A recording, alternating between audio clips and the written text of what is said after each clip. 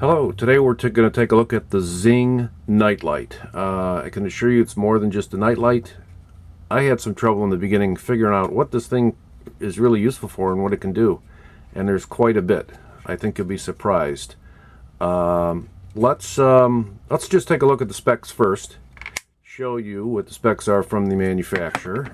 And then we'll go into, we'll pull it apart and show you what it can do. There's quite a bit when you go to the website to take in, but it sells for about $40. It's kind of pricey for a nightlight, no doubt. But if you appreciate all the things that it can do, then it becomes worth it. So you can see there, it's got RGBs. I think they might have the 50/50s in there, or I forget the numbers, the 3625s or something like that. It's an RGB warm white packaged LED, 4 billion colors, 2700 warm white, which is nice. You don't want any of that blue stuff. When you want warm white, you want warm white. Typically the cheaper LEDs, to achieve more lumens, they give you a cool. 512 brightness levels, 66 hertz refresh rate. This is a really high quality unit. You'll see internally too. Passive infrared's got a PIR built in, digital thermometer, AC power sensor, 2.4 and Bluetooth 4.1 low energy, which is latest. One of the latest. I think they're at the 4.2, but this is certainly a good breakthrough. If you've got 4.1, that's decent. Security levels. Processing, 3 processors, 32-bit CPU running at 80 megahertz. Well, for a nightlight, that's probably more than enough. 16-bit Bluetooth at 16 meg. Dedicated light effects engine, languages, app. One little thing that comes to mind is there's a glitch that they're having where you cannot upgrade the firmware unless you're running iOS, and I don't deal with Apple at all. I feel sorry for people that have Apple. At any rate, I'm an Android person, so I had to just borrow somebody's Android or iOS phone to upgrade the firmware in them, and that took care of that. They might fix that going down the road.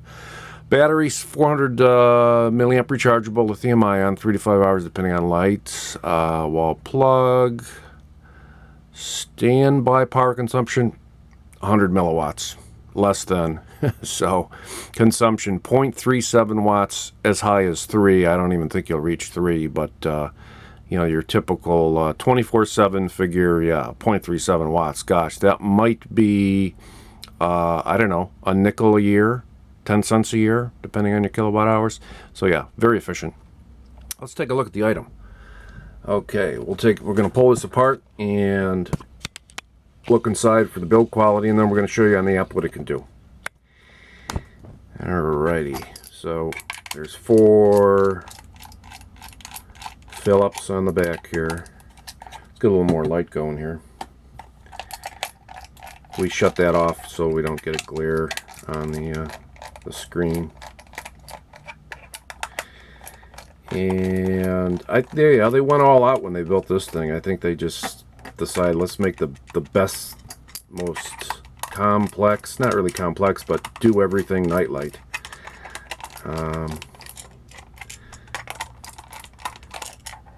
Okay, let's see. Still got one hanging up, maybe? No. There we go. Okay. You can see you got some wires going to the, it's got even a 90-degree, you can shut that off. The blades, if you're using it wirelessly, which you normally wouldn't. Oh, we'll pull that right out there. It's the housing for it. So in the back here, you have, let's get some more light on this. Okay. Yeah, that's your power supply board. We'll flip this over here, and you can see you've got a PIR sensor. I think we've got the regular light should be adequate here. Oh, we got one more light we can kick on to. There we go. Okay, so yeah, you can see it's got the PIR sensor. We can pull off the dome for it. It's your typical PIR. Probably one of the more expensive parts in any any device that has a PIR is the actual PIR. Put the dome back over that. It's a 360, so orientation doesn't matter. It has your ESP12F chip there. That's your Wi-Fi. Then it also has a Bluetooth capability as well in that. So you've got Wi-Fi and Bluetooth capability. There's also an LED indicator which just flashes to give you different indications of what's going on with the unit. It's more of like data and motion and different things. That flashing LED. Really good build construction, as you can see. This particular chip here, I'd have to look it up. I don't know if that's a separate Bluetooth, but at any rate, there's Bluetooth and Wi-Fi built in. We're not going to completely like destruct the circuits and all that stuff. That's not what we're here for, but just to show you the build quality. Now on the back side of this, you can see the LEDs are on there. If we depress, there's a button here, which if you're using it unplugged, you can turn it on or off. There we go. So that's the warm white. Let's see, there's also another mode. We're going to go through the modes on the app. The power outage mode. Took me a while to figure out what this thing can do in all the modes. We're going to see that via the app. But just initially here to see. Looks like they might have had planned for a USB micro that they didn't utilize or decided they didn't need. That's what that's there for. Power supply. The lithium ion is buried in there. It's under this portion right here. And then you've got your basically all your processors and Wi-Fi on this board. And then nice diffuser too. You can see how the LEDs kind of shine up and then hit this diffuser to give you the side coverage, which is, this here is translucent. So when this is over it, you're going to get light coming off the sides, the front and the sides, with that really nice diffuser that they put on there. So really, really cool design. Yeah, these LEDs that are in here, they're, as I mentioned, they're a warm white, dedicated warm white with the RGB built into them. And I don't have the actual LED package number. I don't know if they're 5050s. I know that's a particular package that they use that are pretty bright. These might be a similar package. It's not quite as bright. You don't need those kind of illumins for a nightlight. And you can see there's quite a bit of them in here. If they were the 5050s, you wouldn't have that many. The thing would be ridiculously bright. So yeah, let's go ahead and put this back together somewhat, and then we'll show you how it works. All right, let's plug it in. For this, we won't put the screws back on, but okay. So let's get the app going here.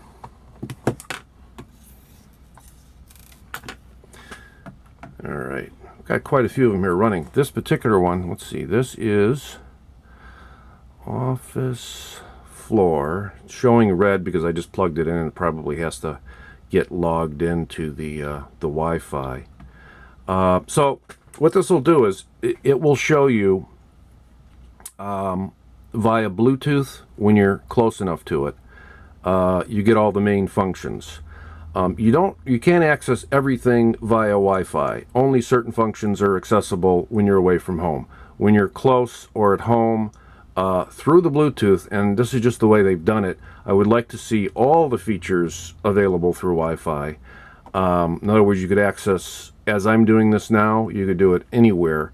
You can't do that. You have to be within Bluetooth range, which is relatively short. They've done it that way for a reason. I'm not sure why. I know you need Bluetooth on certain items to be able to communicate with them prior to getting on Wi-Fi, and that's a technique they use. but in this case, you have some functionality through Wi-Fi, full functionality through Bluetooth. All right, so let's show you what we got here. Office floor. Okay, this is the one we're using now. Okay, so you can see here, this is the unit that we're dealing with. It's showing that there's movement through the PIR. You can see that right here. So when I move around, movement, temperature. On all of these, the temperature is compensated too low. I've tried various ones, and they come in about 5 degrees too low. I'd like to see an offset where you can correct it. I think the idea was when they built them, the slight amount of heat generated in here might have been throwing the temperature off, and they overcompensated down for it, but a little bit too much. So I'd like to see a fix for that. Nice thing about firmware and software is things can be fixed later on. You can't change hardware, but you can change firmware. So not a big deal. You know, you kind of get used to it. You know, okay, 5 maybe 6 degrees low. But it will give you the temperature of each unit. It tells you if the AC power is on or off. We have AC power. Batteries at 100%. We haven't had it out of the outlet very long. We have it off of the internet right now. You can turn the Wi-Fi feature on. Now, these are the features that are available when you are away from home through the Wi-Fi. The features that we showed you here are not fully available. Here you could get a push notification for movement or for power outage. That's pretty much it when you're away from home. You can assign it your Wi-Fi network. It will keep track of 24-hour movement history, when there was the most amount of movement over the minutes. It also has a blue light reduction, which you can set to minimize on blue light. Orientation, it even gives you orientation that depending which way you plug it in, ceiling, floor. Really the only thing I can see the orientation is useful for is you can set this to operate as a clock, the hands of a clock. You know, 12 o'clock, 6 o'clock through the LEDs. So I think that's what that's intended for. Then you have your diagnostics on the bottom, the how long it's been up for, system ID, and the firmware of the device. So let's go into what you would use this for as far as colors and RGB and all that stuff. That's this indicator right here. When we hit this, here's where it's a little bit complicated. Initially when you buy this thing, it's like, geez, how do I set this up? The instructions are not that great. Because I think just because it's so complicated, it's hard to get through it all. They could have maybe done a better job writing the instructions, but after a while, if you're handy, you figure things out. Okay, so these are your modes up here. Idle naturally is when the light is just, there's no movement, there's no power outage, it's just sitting in the outlet, plugged in idle. And what you can do for that is you can set it to be completely off. I have it set to just show a very small amount of red light. Now, you've got tons of settings. For example, you can select whether you want solid color, comet they call it, theater mode, party, rainbow, campfire, Americana, low glow, the clock setting as well that I mentioned, where it'll show the time in a circular fashion with hours and minutes. And whoops, what happened? Let's go back to that. Office floor. There we go. Okay. Must have lost communication or I hit something. All right, so that's for the idle mode. You can set, again, what kind of light, how bright, the tempo of, say, the comet or the theater or the party mode, any color you want. That's just for idle mode. Okay, so we bring this down, we go to the motion mode. So now it says motion up here. What this is, same settings for when it detects motion. What will it do when it detects motion? Okay, so you could have it obviously go very bright and maybe turn any color you want for when it detects motion. I want to say it'll stay on for about 30 seconds, 30 or 40 seconds when it detects motion, and then it'll go back to idle. Again, any color you want, any brightness you want, or no brightness at all. If you want it to do nothing when it detects motion, you can do that too. Here's some of the effects. Let's pick a color for motion. Brightness up. Comet. That tends to be like a circular pattern there. Theater mode. I don't know if you're seeing that on the camera very well. I think if we zoom in, you'll see it a little better.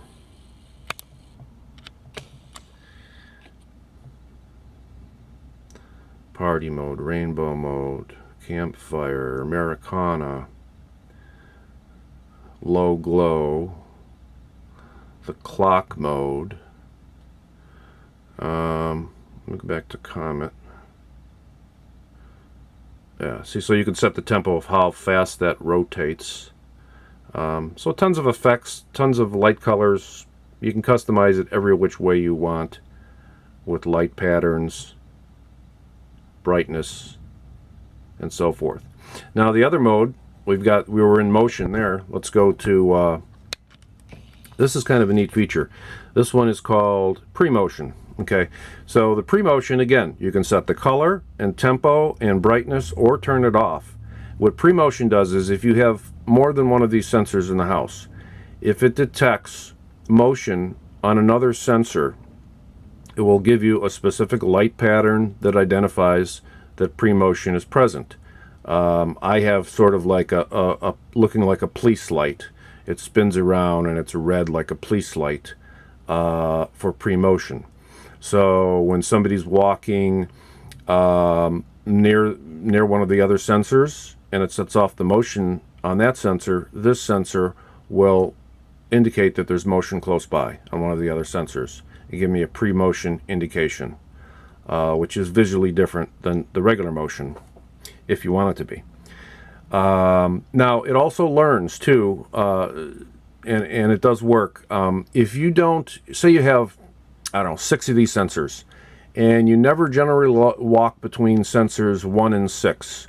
So your walking pattern is such that, you know, if you go to the sensor in the garage, you're never really going from that sensor to the one in the bedroom, then you won't get a pre-motion for it. So it learns over time, maybe over a week or two, it'll learn which sensors kind of are close to each other, so that when you trigger one, you're generally walking and the motion will trigger another. So it won't give you pre-motion needlessly for sensors that aren't close by, if that kind of makes sense. And that does work out pretty well with this. Yeah, I think I've got this to drop out over a certain period of time or refresh. That's why that's happening. Okay, so let's go back to that menu.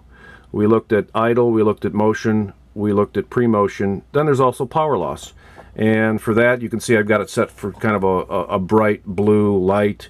So in the event of a power failure, it comes on or not at all, depending on how you set it, to a particular light and pattern and so forth for power loss. And these run for about 4 or 5 hours, or longer if you have it dimmer.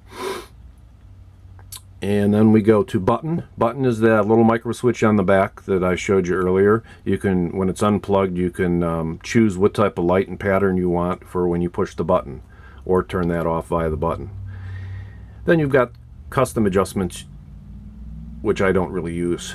You can set up custom light patterns and triggers for that. So pretty neat. You can do a lot with it, more than just the night light, as you can see. Just to give you an example, I have one of these, let's go ahead and shut this so it's not blinding the camera there.